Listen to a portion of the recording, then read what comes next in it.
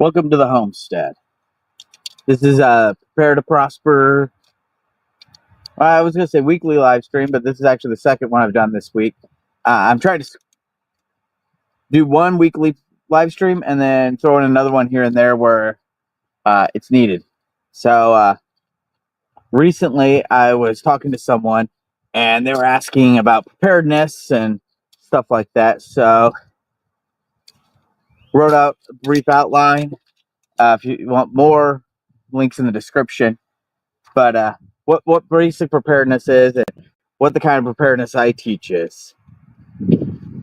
So I focus on, for preparedness stuff, I focus on three key areas, and that's community, skills, and supplies. I need to condense that into something that all starts with the same letter or maybe rhymes. I do got skill and supplies. I need to come up with an S word for community. So we're going to start with community because having a good, strong, solid community is the most important part. So for me, that means having people around me that are good, solid, trustworthy people that I trust and they trust me. These are godly people that are trying to make my life better and I'm trying to make their life better. And not just into the world stuff, but we try to make ourselves better on a daily basis. And we can check in with each other and hold each other accountable for preparedness stuff and for just life stuff in general. And also, these are people that you can call, send out a group text and say, hey, I'm working on this thing. Can somebody stop by my house on their way home from work? Help me for 10 minutes. They send out a text similar. I can show up at their place, help them out. And so I'm still looking for these people. So the way you find these people, the same way you find a spouse, is you go where they are. You start looking for them. That could be a church. That could be Facebook groups. You can gardening clubs, bowling alleys, work, you name it. And you just meet people like you would normally. You're not necessarily going in searching for preppers. You might at a gardening club or at a Bitcoin meetup or a preparedness Facebook group saying, hey, does anybody live in my area? Go to festivals like the Self-Reliance Festival. I'm looking for more gardening and homesteading festivals and stuff near where I live.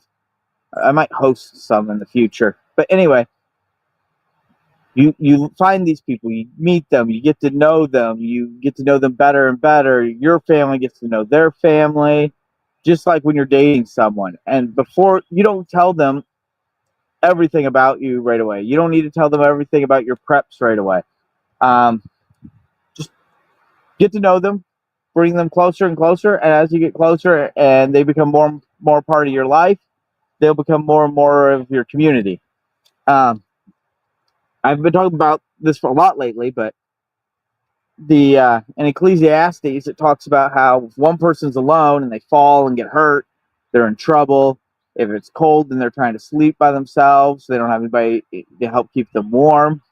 And it's always better to have two people. Well, then Ecclesiastes throws in this curveball that says, after saying that two people is better than one, it throws this curveball in that says a three-strand cord is hard to break. So what it's saying is one person, that's fragile. Two people is a lot stronger. But if you take those two people and you add God in with that relationship, then it becomes a good, solid, strong relationship. And the other thing I've been talking about lately is if you put God on top and you're down here and your spouse or the other person that you want to be part of your prepper group or your friend or your child, whoever you want to have a stronger relationship with, if you're trying to get closer to God and they're getting closer to God at the same time, you'll get closer together. And you should be helping them and they should be helping you. And I think on my list here, I have church is a good place to find preppers, or it's a good place to find good, godly people that may be interested in becoming preppers and stuff like that.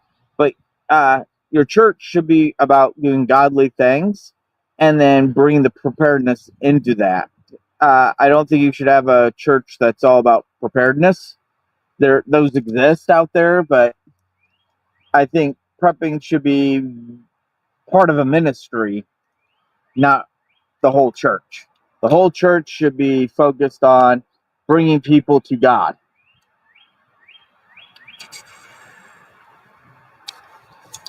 Oh, and also I mentioned helping each other and holding each other accountable to meet our goals and helping each other. Um, that way we get to know each other and we're a tight knit group and we function well together on any given day, not necessarily during a crisis. So if there's some sort of crisis, a tornado, a flat tire, somebody gets sick, somebody's spouse gets sick or somebody's spouse dies or anything like that, you're already used to working together as a team. And we plan on getting chickens here, and there's some hawks flying. You can't see what's behind the camera. That's an issue. We had quail last year. We're going to get more quail. And we had hawks harassing our quail. If you got any tips on how to keep red-tailed hawks away from your homestead to protect your birds, put them in the comments, please. All right, let's move on to skills. So skills are your second most important thing. Like I said, having solid, dependable, godly people that have your back is the most important thing, and you have their back. Then the next most important thing is having skills. So it's good to be a generalist and have a good understanding of a lot of preparedness topics. And then as you build a group and stuff like that, you might have one guy that's really into ham radios that helps everybody in the group understand radios better. You might have one person that's really good at gardening and they help everybody garden better. So while you're building skills, you also can get help from other people in learning these skills. And the reason skills is number two is because if I know how to use skills and I have skills, I know how to do things, I can do things well, then if I don't have the right tools or any tools at all or any situation, I can get myself out of it if I have the skills available. If I have the tools, if you have all the tools to change a flat tire, but you don't know how to use a lug wrench or don't know how to use a jack, all those tools don't help you at all. So having skills is, I say, learning skills is so much more so important.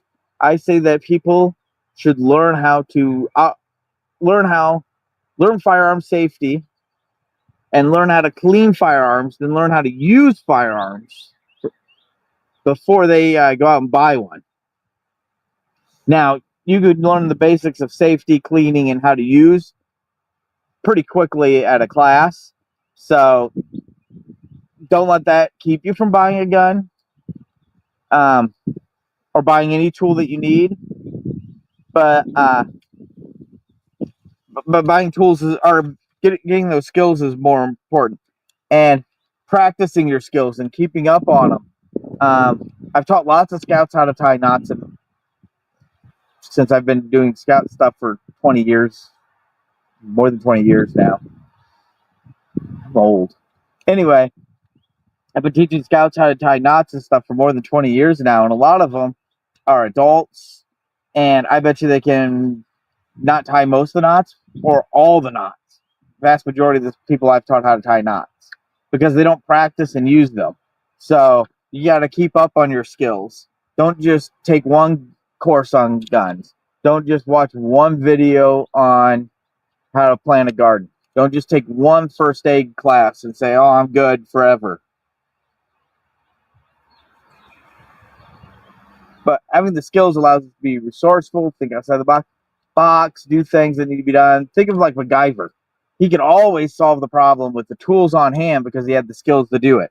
I know MacGyver's fake and a lot of the stuff he builds is junk. That wouldn't actually do anything. But it still applies to the real world. All right, supplies is the last part. This is food, water, stuff like that. So for storing food, I say start simple. every time you go to the grocery store, buy a little bit of extra this, a little bit of extra that, and slowly stock up. It's a good idea to take a list or take a notebook and have every time you eat something, write it down, and that way, not only can you create shopping lists that way, but you know what your family eats and what you can slowly store up on. Another thing, and I got some videos on how to do this, is um, when I turn this into a video, I'll try to put the link up there. I don't know if I can do that on a live stream, turned into a video or not. But anyway, I have videos on how to store food in buckets. So what I recommend is get a bucket, put a Mylar bag in it, and put a Gamma seal lid on it. So screw-on lid, and keep that in a closet or something like that. And every time you go to the groceries, once you get a deep pantry going and don't have to worry about your pantry stuff, and you want to store up more dry goods, instead of going and buying a 100-pound bag of rice, you can buy an extra 5 pounds of rice and dump it into that bucket and slowly fill that bucket up. And then when it's full, seal the Mylar bag, take it out, put it in a regular bucket with a regular lid, label that, and store it. And real quick, if you're storing dry goods, especially like that where you're not filling the bucket all at once, you should take that bag of rice or noodles or flour, anything like that, and put in your freezer for like 48 hours first to make sure you kill any of the bug eggs in there. And also put a little bit of diatomaceous earth in as you fill that bucket up. You should be good. Like I said, I got a video on all that. You can check it out. Check out my channel and you'll find it. But yeah, so start with your everyday food that you eat all the time, and then once you have that deep pantry where you have all the spaghetti sauce, all the taco sauce, peanut butter, or cans of green beans, all that stuff that you need for however long you think you might need it for, then start getting into the long-term stored food. And I think for those everyday things that you use often, 3 months that's really great. I wouldn't fault anybody for having a year's worth, but 3 months is great. Start with water. I don't have one with me, but if you buy like iced tea or anything like that, or anybody you know buys iced tea or 2 liters of Mountain Dew or whatever, see if you can get them to save those big 2-liter or 1-gallon jugs for you. Rinse them out with some hot water. You don't need soap or anything. Fill them up with water and put them away. And well, that won't be the best tasting water and stuff like that. You can use it to flush the toilet, stuff like that. You can use it to cook, clean, drink with. Like I said, may not be the best tasting, but you're not going to complain. And then also start buying water filters. This is a Livestraw water bottle. So I can pour water in here that's dirty and drink out of it. It's fine. We also have a big water filter in the kitchen. Ours is an Alexa Pure. You can buy a Berkey. There's a couple other brands. They're basically all the same. And that's a bigger next step after. So start small and work your way up for all the supplies you might need. Shovels, axes, all that stuff. And learn the skills to go along with all those things. And it's important to prioritize what you need. So it's cool to buy all kinds of cool guy stuff. A lot of people use prepping, especially guys, as an excuse to buy more guns and stuff like that. I bought 1,000 rounds. I'm guilty of that too, because I bought 1,000 rounds of 300 blackout for my rifle before I went and bought a better water filter. And I should have done that the other way around. And so don't use this prepping as an excuse to buy cool guy stuff. Prioritize what's most important for you. That's something I forgot to put in my notes that I should have, is do an area study. That's free. Look around on a map, find like, are you downwind from a sewer treatment plant or a water treatment plant that has chlorine? Are you downstream of a dam? What are the odds of a power attack or your power going out? You live in the city where city water might be disrupted. Does your kid have some an illness that requires them to go to the hospital and stay for a few days often?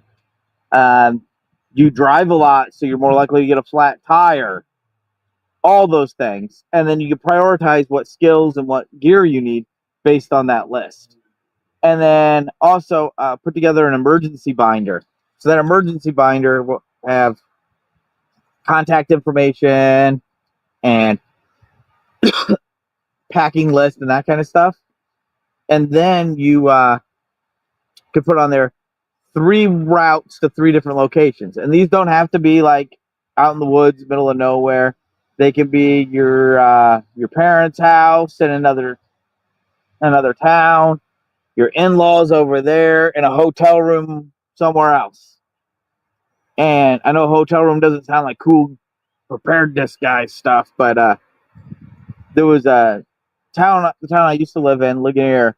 We had a train derailment 10 years or so ago, and April, my late wife, she was having problems breathing because of the chlorine spill, even though we were technically out of the evacuation zone. Well, we just drove over to Goshen, a half an hour away, and spent a couple nights in a hotel. No big deal. We were fine. We were away from all the nasty smell that was causing her problems, and life went on. And notice I haven't talked about bug out bags or any of that kind of stuff yet. So, and with the supplies comes bug out bags and stuff like that. Before you build a bug out bag, though, I think you should build a smaller kit, whether that be in a box. We use Rubbermaid boxes. They could be in an old small backpack. These can be pretty small kits. I should do a video on them. I'll do a video on them soon. But anyway, change of clothes, a couple changes of socks and underwear, a bottle of water, some snacks, some cash, small bills for a vending machine, and a notebook and a pencil. And a cell phone charger.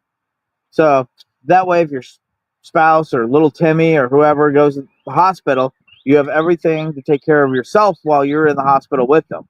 And you should have one of these kits for every member of your family. So if you take Timmy, you and your wife take Timmy to the hospital, you need one, your wife needs one, Timmy needs one. Well, Susie, who's staying at grandma's house while Timmy's in the hospital, well, Susie, she needs one too. That way she can charge her phone while she's there so she can text her friends.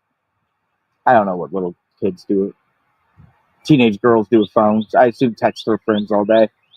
Anyway, so you need that kit before you need a bug out bag for most people, because those kind of emergencies are a lot more likely to happen than big end of the world ones where you have to really need a bug out bag for. And then a bug out bag should be pretty simple. Oh, and the reason you have a notebook and pencil in there is because when you're stressed out and your loved one's in the hospital, being able to take notes is really handy. And then a bug out bag doesn't have to be complicated. It needs rain gear, shelter, the ability to keep you warm, and that's about it.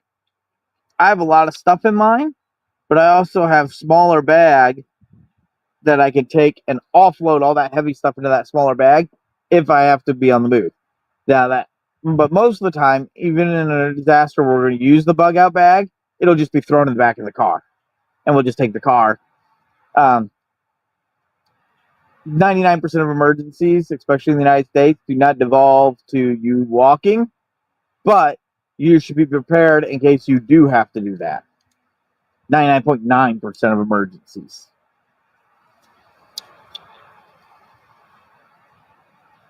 So, my YouTube channel is Prepare to Prosper. So, why do I associate prosperity with preparedness? Well, when I say prosperity, I don't necessarily mean having a big, thick bank account and your wallet's so big you can't sit on it, it's full of hundreds. No, what I mean is living a good life. So, being able to take care of your friends and family, being able to take care of others. When before April passed away, we didn't have a lot of money to spend a lot of money on medical bills, but there was more than one time because we would slowly stock up on food, and it'd take a long time for us to stock up on any food, not having a lot of money. There's been a couple of times where we were able to give a week's worth of groceries to somebody who was in need of that food. And if we wouldn't have been preparing slowly over time, and we wouldn't have had that week's worth of groceries to be a blessing to those people. Me and Sarah, my current wife, if you're not aware, me and Sarah had to put new tires on the car, and we were able to put those new tires on the car, and all we did is not go to the grocery store for like a month, and we could afford those new tires. So it helps you get by in those little things. It also leads to you being able to take advantage of opportunities that come along. So if you're all prepared, you're set, you got 6 months worth of food, set money saved aside, all this stuff, which I'm not there yet. And an opportunity comes along for you to move to another state. You could more easily do that because you have everything you need. You could quit your job and walk away to go to the other state for that opportunity. And you don't have to worry about, well, what happens if I get there and that job disappears or something like that. Because you have 6 months worth of food and everything ready to go, 6 months worth of savings. That gives you plenty of time to look for that other job. All kinds of opportunities like that preparedness leads you to. And the Bible says that a wise man leaves an inheritance to his children's children. That doesn't necessarily mean a monetary inheritance. So I think of preparedness it's a holistic thing. Notice my first thing is community, and then skills, and then stuff. So having a good, solid community around your children is helpful because if they need something, they know they have people they can go to too as they grow up. They can also learn how to have that community. And the most important thing we can teach our children is being good followers of Christ, being good disciples of Jesus. So we need to model that to our children through both preparedness and everyday things, and leave that inheritance to them. Now you can't. There's an old phrase: you can't take it with you when you go. Well, there are lots of things you can take with you when you go. Your children, your friends, your family. All those people will end up or could end up in heaven with you, and that should be your goal: is to bring as many people to Christ as you can. Um, I'll close with this. So that brings up cat sneaking up on me, but that brings up the parable Jesus told of the talents. So long story short, the cat's trying to rubbing herself all over the tripod. Jesus told a parable about a king. He had 3 servants that one he gave a lot of money to, one he gave a medium amount of money to, and one he gave a little bit of money to. And he took those 3 servants, or those servant he gave a lot of money to, took that money and invested it. And when the king came back, he gave him 10 times what the king gave him. The middle guy, he went and invested his money for the king, and the king got back 10 times of that medium amount. The guy that got the little amount, he took that money and hid it and gave it back to the king. Well, the king rewarded the first 2 people. The last person that he gave a little bit to, he punishes because he didn't use his gifts. The gifts are the skills and the abilities God gives us, and we should use those gifts and those skills to bring God a return on his investment. And like I said earlier, the only thing you can take to heaven, the only thing that goes to heaven are people. So when God wants a return on your skills, on his investment in you, and when God wants his return on his investment in me, he wants me to bring more people to him. I don't know if I'm doing a good job of that. I'm trying, and I'm trying to learn to be better at it. This channel isn't about me being better than anybody else. This channel is about me being on a journey and showing you my journey and hoping you come alongside me. Join me on the journey to be better people, mostly better men because I'm a man and most of my subscribers are men. And as we go on this journey to become better people, or as I'm on this journey to become better people, that you come alongside me and I teach you and you teach me as well. We can learn from each other to be better people, to follow Christ better. So start small, do that inventory or do that area study. Figure out what disasters you might take. Start talking to people. Start looking up more stuff on YouTube and some podcasts. Survival podcasts, Living Free in Tennessee are great places to start learning to prepare. Prepping 2.0, not bad either. And then take but build that community, start learning those skills, or do that survey. Build the community, start building your community, start learning skills, and then start buying or putting together the stuff you need and the tools you need to respond to the emergencies and to be able to use those skills to the fullest. Start slow and work your way up. You don't have to do everything overnight.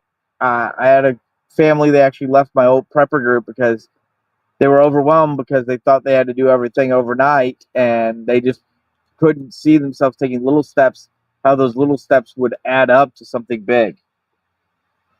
Get involved to build your community. Get involved in local groups. Get involved in your local church. Get involved in scouts, bowling league, whatever group, gardening, homesteading groups. And remember, we want to do little things daily that add up to those big things. If you like this, if you want to join me, if you want to follow more, like, subscribe to the algorithm thing. You can also follow me on Telegram at t.me /prepare to prosper. That's the number 2. And then we prepare today so we can prosper tomorrow.